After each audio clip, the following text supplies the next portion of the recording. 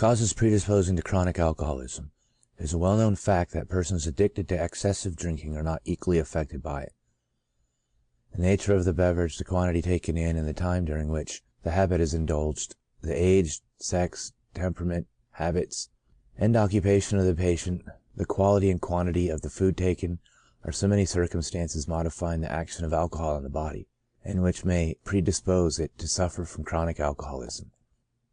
Quality taken. It might be considered at first sight that the more spirit or alcohol the beverage contains, the greater its deleterious action on the nervous system, and that we might consequently, from the known portion of alcohol in fermented drinks, establish a scale showing precisely their comparative tendency to bring on chronic alcoholism.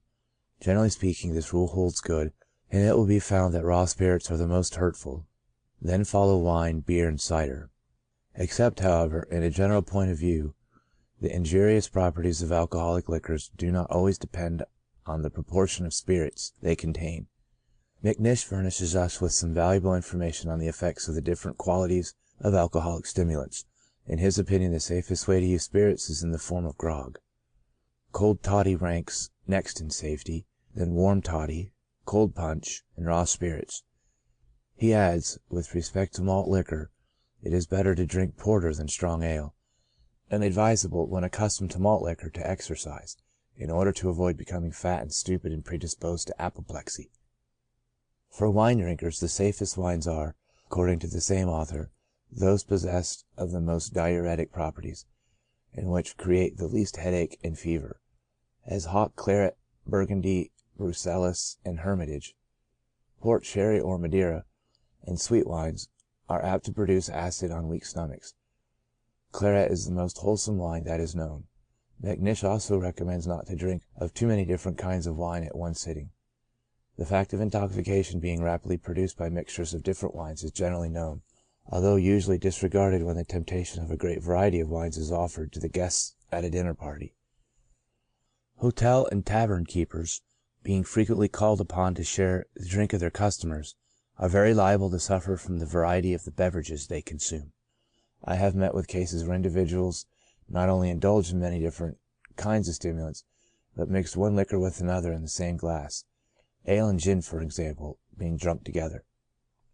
Cider, and such wines as possess little spirit, and are more or less acid, are frequently, and with comparative safety, used in warm countries, and according to Roche may even prevent certain diseases, especially those resulting from a deficiency of the biliary secretion. Lehmann observes, it is owing to cider's great cheapness that in several eastern cantons of Switzerland, such as Thurgovie, Appenzell, St. Gall, and Zurich, the results from the abuse of alcohol, so common in other cantons, are unknown. By consulting, as I have done, the medical practitioners in this country, one becomes convinced that cider is not attended with unfavorable effects, unless it be made from green fruit, or be ill prepared, or undergoing decomposition. There is no doubt, however, adds Roche, that the abuse of cider may become the source of disease. Delbecq states that cider does not agree with many people, producing frequently diarrhea and various forms of indigestion. These sur influence des boissons alcooliques sur la santé, 1854, We may observe that even wines of the same quality, bearing the same generic name, and grown in adjoining districts, do not act with equal power upon the brain. Thus I am informed by a gentleman who has had ample opportunities of making himself acquainted with the properties of Rhine wine, that the grapes grown in some adjoining districts along the Rhine do not produce wines equally heady. I believe many individuals will find that wine or beer does not exert the same action on their brain, as an equal quantity of a mixture of spirits and water, prepared so as to contain a proportion of alcohol similar to that which exists in the fermented juice of grape or in malt liquor. This circumstance may be accounted for by assuming that the alcohol of spirits, which is diluted, differs as to its influence on the brain from that of beer or wine, which is not distilled.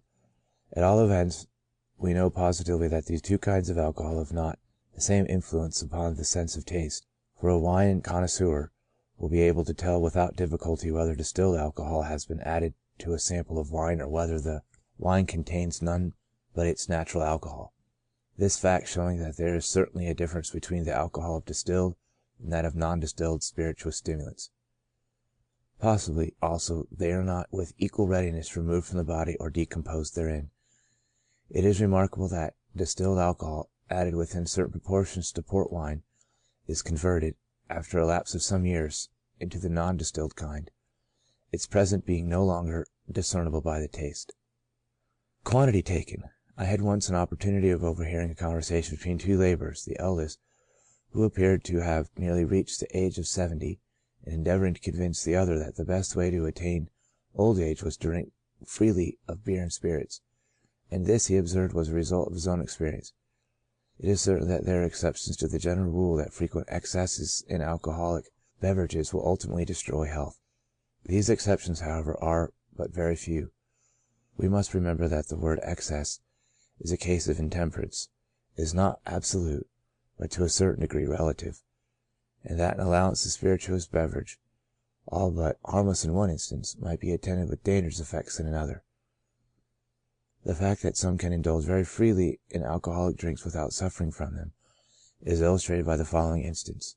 J. M. B., aged 49, a hawker, was engaged 30 years ago working in a distillery at Bristol, and during the 7 years he was thus employed used to drink rather less than a pint of gin daily. He travelled afterwards to Devonshire, where he drank a great deal of cider, from which he felt no further inconvenience than pain in the stomach and purging. For the last 4 months he has been taking 7 or 8 glasses of rum a day.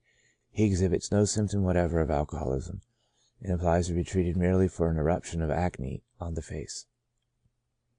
It will be observed that most of my patients suffering from chronic alcoholism drank to a considerable extent both malt liquor and spirits. Thus, W.B., case 1, drank 1 pint of gin, and 2 or 3 and occasionally 6 or 8 pints of beer daily. E.C., case 15, took half a pint of brandy and 5 or 6 pints of stout daily. G.R., case 18, drank from 3 glasses to a pint of spirits daily, and 4 or 5 pints of ale. A very large amount of alcohol was taken by H.H., case 46, and T.D., case 47. The former, aged 42, contracted the habit of drinking when 14 or 15 years old, and from that time to the last 3 or 4 months has taken 3 or 4 pints of rum and as much beer daily. Footnote: this enormous quantity must be considered as an approximation to the truth. I cannot help thinking that the patient drank frequently less than his own statement might lead us to believe. End footnote. The latter, also aged 42, has taken for a period of 8 or 10 years an allowance of 10 small glasses of brandy, as much gin, and about 5 pints of beer daily. In some cases a much smaller allowance of stimulants sufficed to bring on a disordered state of the nervous system, as for example in that of G.J., case 14, who took 3 or 4 pints of beer daily and no spirits, and this man became intoxicated if he drank no more than 2 pints of ale at one sitting. The following case shows how remarkably liable some individuals are to suffer from a very small amount of alcoholic beverage. G.B., aged 28, case 35, a stoker in the House of Parliament, admitted as an outpatient at Westminster Hospital on February 24, 1859, has always been of sober habits, and was only drunk once in his life when no more than 12 years of age. His daily allowance of beer has been 1 pint, and he has taken no spirits. 3 years ago he became a teetotaler because he found that even so little as 1 pint of beer daily did not agree with his health. He has been troubled with symptoms of chronic alcoholism for the last 3 years. Time the habit has been indulged. A very remarkable circumstance connected with chronic alcoholism is the fact of its occurring, or of the symptoms becoming frequently aggravated, long after the habit of drinking to excess has been given up, and even occasionally after complete abstinence for some time from alcoholic stimulants. As I am anxious to convince the reader of the truth of this statement, I shall perhaps be allowed to enter into the particulars of a case which illustrates it. T.C., aged 35, a carpenter, has drunk hard during 10 years, taking from 6 to 10 pints of beer daily. During this time he has had several slight attacks of delirium tremens, and for 2 or 3 years suffered from chronic alcoholism, which induced him one day, about 6 years ago, to give up drinking entirely. He says he then became a teetotaler because drink did not agree with his health, making him nervous, giddy, and subject to trembling. He was restless at night, felt weak, his appetite was failing, and he was getting thinner and weaker. After adhering to total abstinence for a period of 6 months, he again returned to his former habit, although not to the same extent. On one occasion, however, he drank more than usual, and according to his own expression, became raving mad. During a day, not so much, however, from disturbance of the brain as from pain in the stomach. T.C. then determined upon giving up forever hard drinking, and since then, that is, for the last 2 years, has adhered to 2 pints of ale a day. Under this allowance his health greatly improved, the nervous uneasiness, giddiness, and trembling from which he had been suffering left him. Entirely ? Although his appetite remained deficient. 3 weeks ago, being much overworked and worried with family troubles, his health again gave way, although he positively states he did not then, or since assuming habits of sobriety, exceed his reduced allowance of beer. From that time he has suffered from a return of the old symptoms, namely nervous uneasiness, giddiness and faintness, dimness of sight and muscae volitantes, sleep disturbed by nightmare. For the last fortnight his strength has left him, so much so that 7 times he has been obliged to discontinue his work.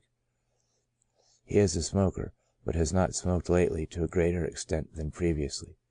Much smoking does not agree with him. This case is an interesting illustration of symptoms of chronic alcoholism, occurring long after intemperate habits have been given up. I may also bring forward, as further examples, several cases reported elsewhere in this volume. Thus, C.A. Case 2, turned teetotaler 7 weeks before applying for relief at the Westminster Hospital.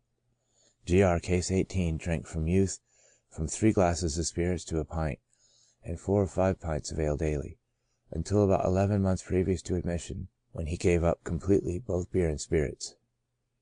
C.P. Case 21, took 12 pints of beer daily for 9 years, but during the last 4 years drank only 2 or 3 pints of ale a day. Many other instances of the same kind will be found recorded in the table. Yet, notwithstanding their abstinence, these individuals fell a prey to past excesses.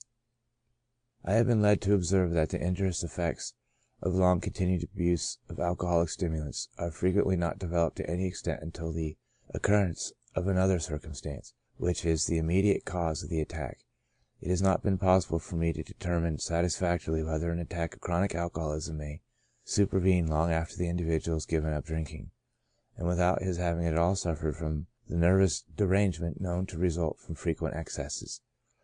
But this much may be safely stated, that in the great majority, if not in every case, the patient's constitution has been so far affected that the slightest cause will be sufficient to startle or frighten him, produce giddiness, headache, and keep him from sleeping at night, yet without preventing him from attending to his occupation, or proving of any material inconvenience. And such patients are very liable to a regular attack of chronic alcoholism from some cause independent of drink. Age. According to McNish, a child nursed by a drunken nurse is hardly ever healthy. It is especially subject to derangements of the digestive orders, and to convulsive affections. Dr. North has observed this latter disease to be instantly arrested by transferring the child to a sober woman. McNish adds that the habit, in some parts of Scotland, of giving raw whiskey to babies a few days old turns them pallid, and they become emaciated, fretful, subject to convulsions, and every variety of disorders of the stomach, including vomiting and diarrhea, which may end in death. The following investigation, undertaken by Dr. Hunter, reported by McNish and Carpenter, shows that alcoholic drinks, even in moderate quantities, do not agree with young children. He submitted to experiment his 2 children, both of them having been previously unused to wine. To the one, a child of 5 years old, he gave every day a full glass of sherry, and to the other, of nearly the same age, he gave an orange. In the course of a week, a very marked difference was perceptible in the pulse, urine, and evacuations from the bowels of the 2 children. The pulse of the first child was raised, the urine high-colored, and the evacuations destitute of their usual quantity of bile. In the other child no change whatever was produced. He then reversed the experiment, giving the first the orange, and to the second the wine, and the result was corresponded. The child who had an orange continued well, and the system of the other became straightway disordered, as in the first experiment. A young man betaking himself to the disgusting habit of drinking to excess may be considered as very liable to become intoxicated. Should his constitution not be strong and healthy, or should he not be accustomed to active habits, the first occurrence of disease may prove fatal, or, at all events, give him such warnings as will effectually prevent his returning to drink. But there are other young drunkards, gifted with strong and healthy constitutions and engaged in occupations requiring great muscular exertion in the open air, who are enabled to rid themselves rapidly of the alcoholic poisons. For instance, men employed as coal porters, hawkers, laborers, will be able to resist for many years the baneful consequences of intemperance. But at 41 years of age, those who have habitually indulged to excess in alcoholic liquors begin to suffer, probably because that is the time of life when youth and health often begin to depart. One individual becomes a prey to gout, another to rheumatism, another to pulmonary affections, and another to disorders of digestion. Now those very diseases are known to predispose greatly to chronic alcoholism, and it is therefore not to be wondered at that this disorder should usually make its appearance at the above-mentioned period. The youngest patient coming under my treatment for chronic alcoholism was 18 years old, and the oldest 75. Sex. Women appear to be much less subject to suffer from the long-continued abuse of alcoholic liquors than men. Indeed, I have only seen 4 or 5 cases of chronic alcoholism among the female sex. The following is a remarkably painful and interesting instance of chronic alcoholism, complicated with unmistakable symptoms of melancholia, which occurred in women. Hearing I had given particular attention to the means of relieving the baneful effects of hard drinking, she called at the Westminster Hospital on the 16th of March, 1860, for the purpose of consulting me. She is 49 years old. Her father died at the age of 63, having been in a weak state of mind for the last even years of his life. Her mother was very subject to hysteria. She had a brother addicted to hard drinking. She was attacked with a nervous affection about 20 years ago, which lasted for 6 months, and left her odd and eccentric in her manners. Has enjoyed, however, since then very good health, and was a robust and cheerful woman up to the 20th of June, 1858. 3 or 4 years ago, and probably before that period, she contracted the habit of drinking, according to her own statement, about 3 half-quarterns of rum and 3 or 4 pints of beer daily. But after reading the details of this case, it will become evident that she took a great deal more. I have asked her why she first took to drinking, and she informed me that it was from keeping company with a young man who was a drunkard, and she was constantly in the society of people who spent their time in drinking. On the above-mentioned day in June, 1858, a favorite cat this woman had kept for 14 years was stolen from her, and she was greatly distressed at this loss.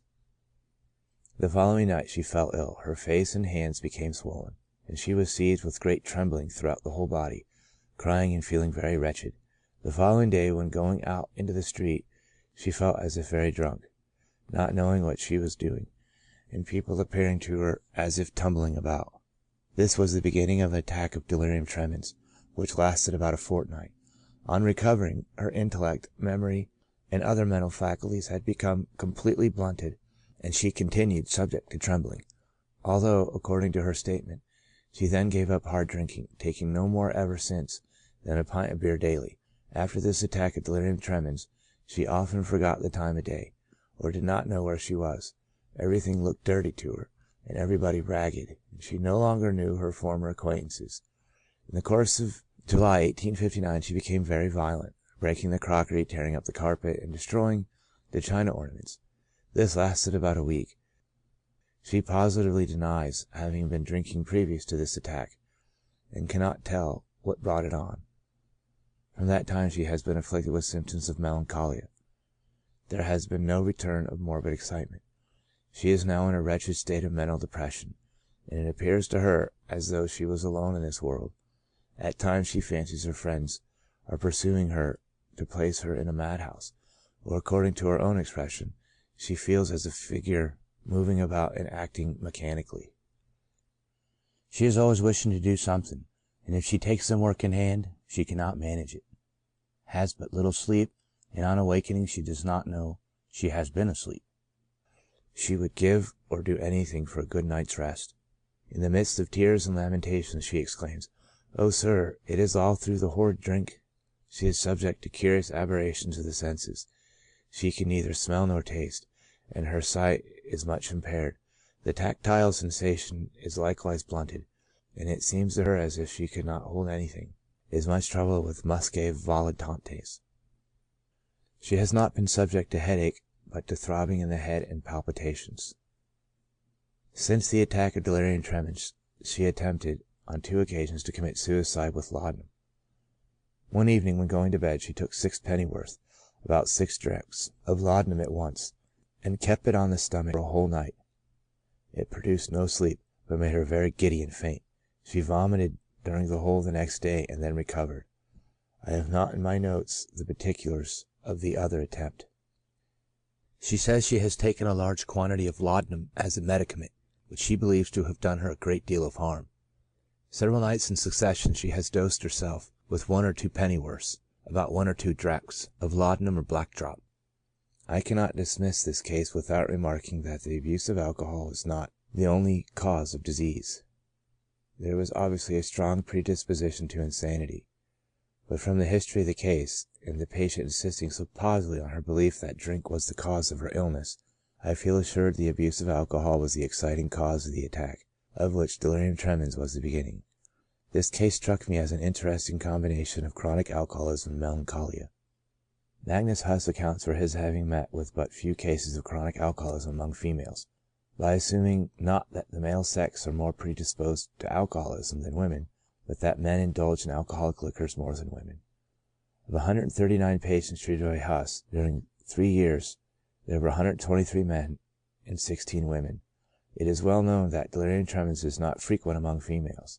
Roche states that in his opinion this phenomenon is not owing to the circumstance that fewer women drink than men, for the disproportion is too considerable not to depend upon other causes. In 170 cases of delirium tremens observed by Reyer, there were only 7 females affected. Bang, at Copenhagen, only observed 10 among 456 patients. Hugh and Goldberg only noticed 1 case in 173. Kruger, Hausen, 1 in 16, and the directors of the hospital at Christiania, 1 in 11. Temperament. It would be very interesting to determine precisely the influence of temperament as a predisposing cause of chronic alcoholism. This object, however, will be very difficult to attain, because such patients have invariably a nervous constitution from the effects of alcohol, when they apply for relief, and it is not easy to ascertain their temperament previous to their taking to intemperate habits. Whatever be the influence of this predisposing cause, there is no doubt that those who enjoy a sound constitution and a strong health are much less liable to suffer from chronic alcoholism than others, and vice versa. According to Delbeck, the more plethoric and sanguine the temperament, the more the nervous system is irritable, and subject to suffer from alcohol. Individuals having a lymphatic temperament being better able to stand spirituous beverages. Magnus Huss expresses a similar opinion. He classifies the different temperaments as follows according to their degree of influence in predisposing to chronic alcoholism. First, the sanguine temperament. Second, the phlegmatic. 3, the bilious. 4th, the lymphatic. 5th, the nervous. Habits. The habits of an individual are among the most important of the causes predisposing to chronic alcoholism. As a general rule, habits of indolence and idleness, independently of their acting as a strong inducement to drink, favor slow poisoning by alcohol.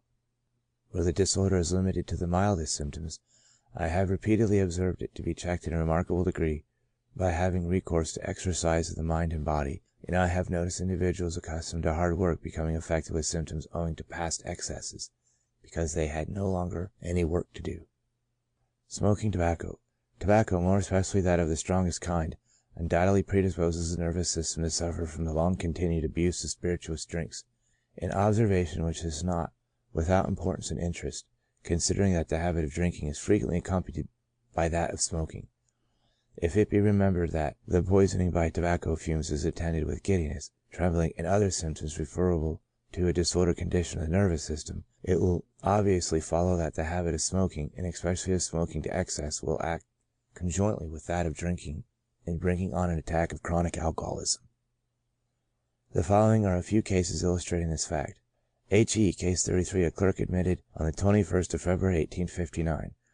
Drank at Christmas last a considerable amount of ale and gin, and has been in bad health since that time, suffering from trembling in the morning, weakness and loss of memory, and has lately been unable to sleep at night.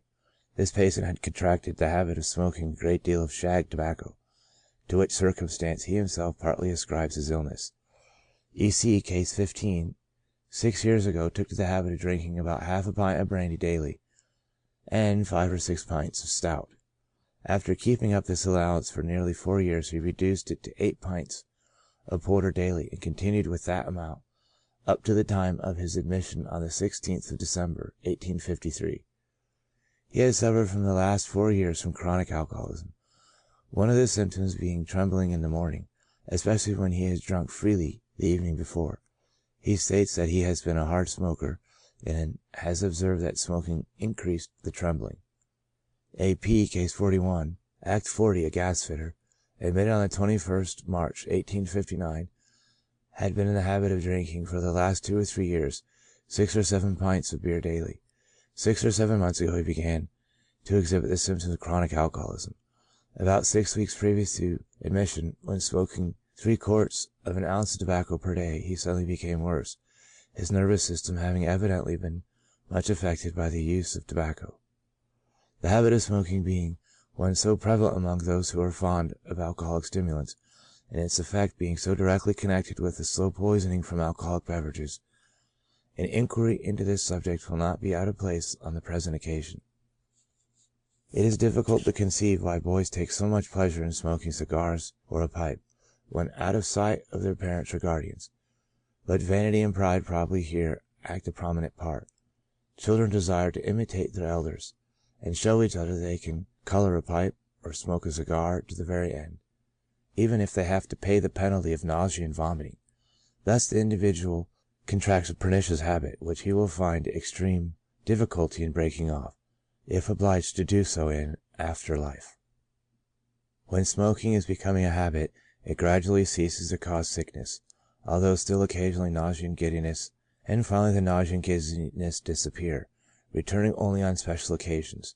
It is then that tobacco smoking produces such pleasurable sensations as those resulting from the narcoticism of opium, when the imagination changes each successful puff of smoke into every description of fanciful objects, when the bachelor forgets his solitude, the mind its troubles, and the body its pains. A painful impression on the mind is certainly soothed by smoking, and this is a frequent cause of the habit being contracted. One man will take to smoking to drown the disappointment of unsuccessful labors, and another to allay the affliction from the loss of a friend. Smoking appears to have the property of diminishing the power of mental abstraction. It is probably on this account that when the mind is haunted by some painful idea, the act of smoking assists the effort of the will to dismiss it. Smoking is also a frequent habit among those who are called upon to exercise much mental exertion, because it appears to possess the power of resting the mind when tired. When the body and mind are excited, and it is usually the case after dinner, or post pocula, or in a convivial meeting of friends, smoking is often resorted to as an instinctive means of keeping the excitement within certain limits. The very prevalent habit of smoking after dinner must have for its principal object that of allaying the discomfort arising from the stimulating action of the meal.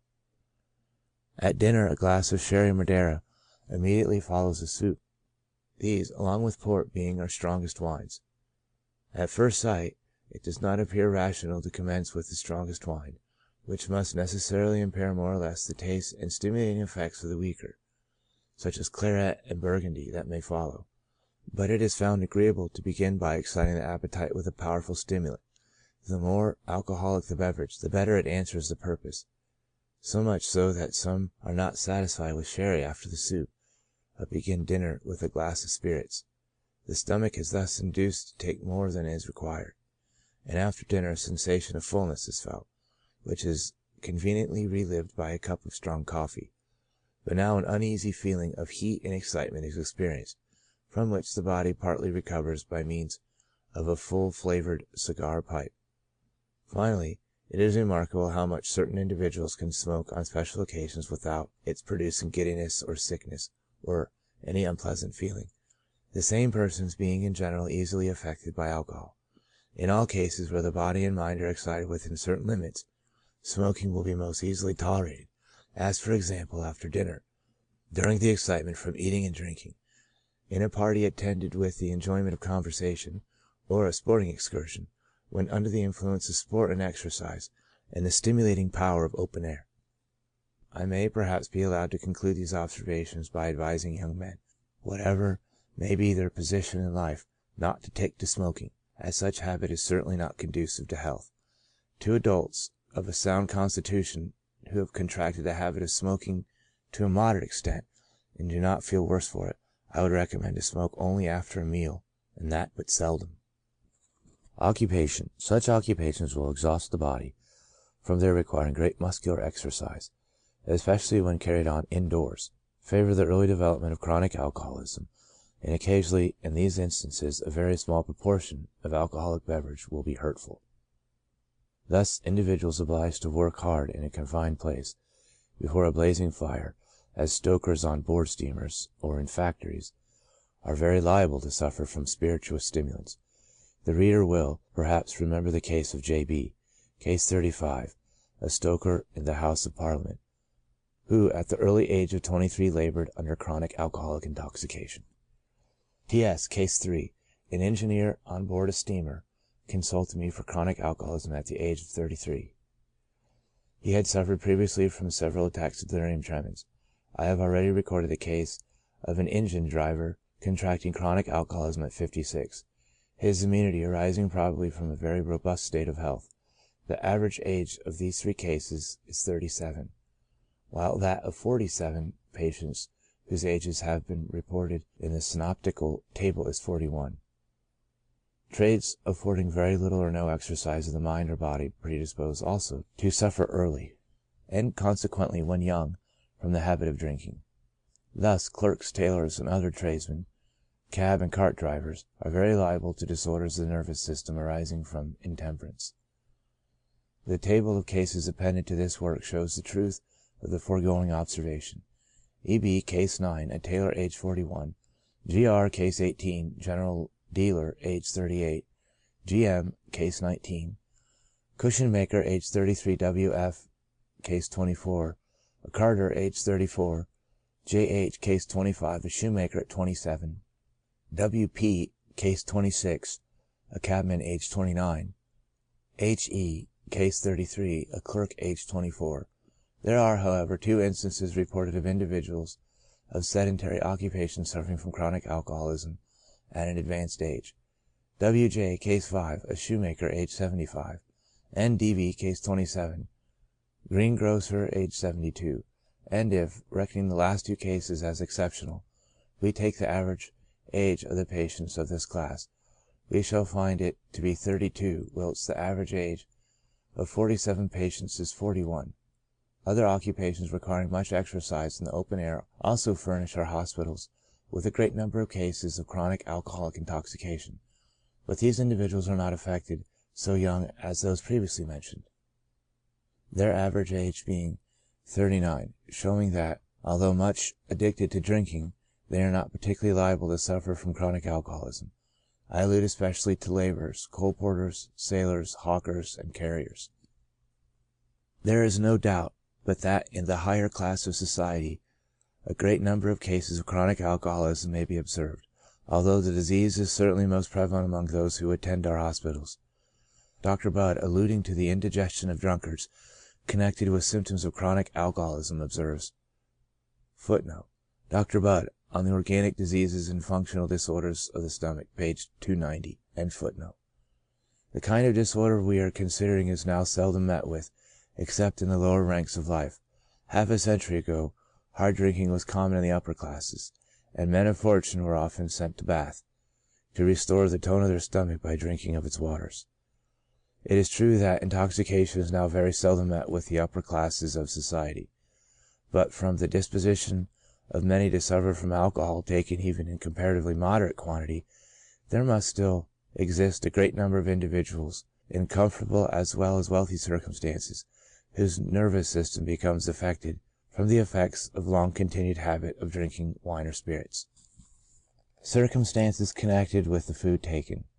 In addition to the above, there are other circumstances which appear to increase to a considerable extent the tendency of alcoholic drinks to produce chronic alcoholic intoxication, namely, drinking early in the morning before breakfast, and consequently on an empty stomach, and living on a spare, solid diet, in the latter case the beverage constituting nearly the whole of the food taken.